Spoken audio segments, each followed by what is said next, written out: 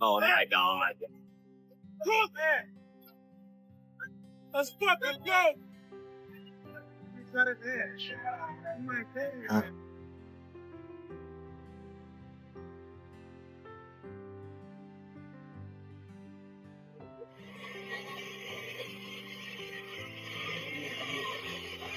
So, it's out now that we tried 30 years ago, not only changed our lives, but made a generation of people that's from a certain section see themselves.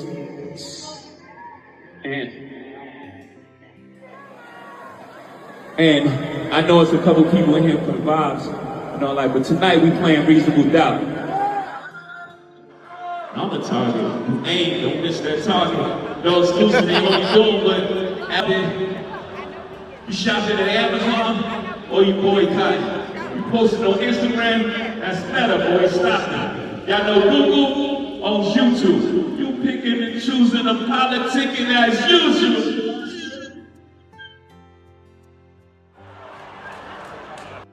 They didn't deep for narratives, it's embarrassing. They running up characters, had to bring back up Kaepernick. Buddy took a check, I ain't even mad at that. Along with that check, signing non-disparaging. I'm the one they can't control. Y'all better be glad as him.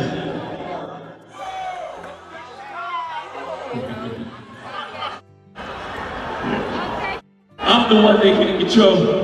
You better be glad as him. Have to build you back in the community. That's just good math for him. I don't listen to Twitter activists. They type and I laugh at them. There's really no comparison. I check my stats again. I'm bringing folks home to their family. Laws get passed as him. You could like it or not. He don't do no listen. Ex-drug dealer. You might not like the packaging, but my presence is the president. My gift is rapping all shit.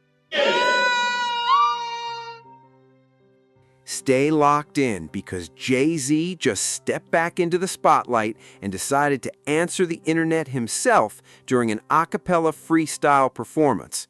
We saw him do something similar at the Roots picnic not too long ago, and everybody remembers how that ended after he threw lyrical shots that had people connecting names like Drake, Nicki Minaj, Kanye West, Dame Dash, and several others. This time, the stage was much bigger, as the moment happened during the first night of his 3-day Reasonable Doubt 30th anniversary celebration at Yankee Stadium in New York, where the classic album is being reintroduced to fans. People had already been predicting that the haircut and the nostalgic throwback look were all part of the anniversary rollout, so none of that really surprised anyone. What caught everybody's attention, though, was that Jay used the moment to respond to several controversies that had been dominating social media, instead of just performing and moving on. One of the biggest topics involved the criticism over his Target partnership, while many people online were encouraging a boycott connected to the DEI debate. I'll be honest with y'all, I'm always standing with the culture, but I never completely agreed with how that entire DEI discussion was being framed from the start. Jay basically pushed back by reminding people that DEI isn't something created solely for Black Americans, because it includes opportunities and protections for many different groups as well. Another point that always stood out to me is that thousands of Black families depend on Target jobs to provide for themselves every single day. Whether it's a full-time career, overnight shifts, or just a paycheck to make ends meet, those jobs matter, and nobody had a realistic replacement waiting if people suddenly walked away.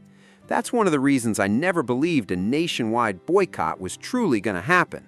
Keeping it real, we're not talking about a handful of employees at one location. We're talking about stores spread across the entire country. Even with that reality, Jay still received heavy criticism simply because he chose to do business with Target. Then another issue resurfaced, and this one involved Colin Kaepernick, even though he wasn't the person bringing Jay's name up. The conversation exploded again after Funkmaster Flex criticized Jay, arguing that his handling of the Kaepernick situation and the famous "we're past kneeling" statement didn't sit right with a lot of people. I've always said nobody should be above criticism, including Jay-Z, and I'll call things exactly how I see them. Jay has flaws just like everyone else, but when I look back at the full timeline, I think context matters more than people admit. Kaepernick began kneeling in 2016, and I still respect what he stood for because that movement started an important conversation. Then, about 3 years later, he reportedly reached a settlement that included a non-disclosure agreement, meaning nobody really knows the details or how much money was involved. Around that same period, Jay came forward with his "we're past kneeling" comments, arguing that it was time to focus on what came next instead of staying in the same place.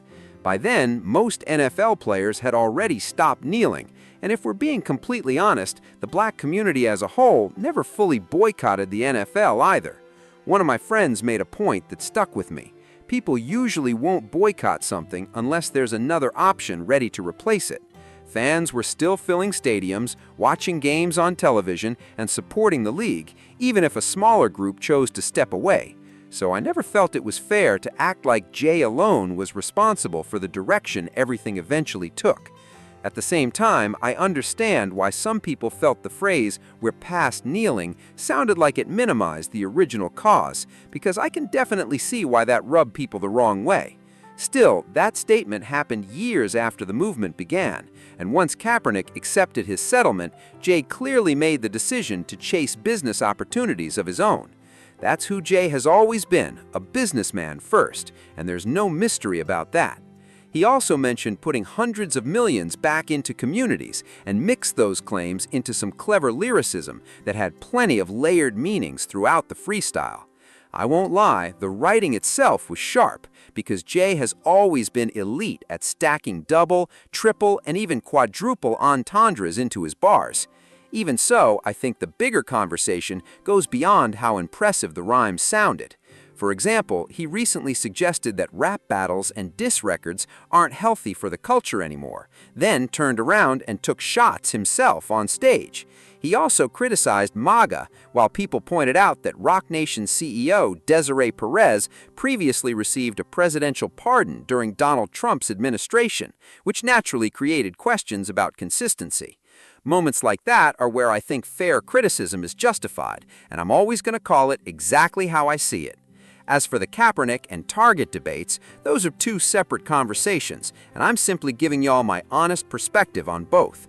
The funny part is that whenever I criticize Jay-Z, people instantly call me a hater, but the second I defend him on something, suddenly I'm accused of working for Roc Nation.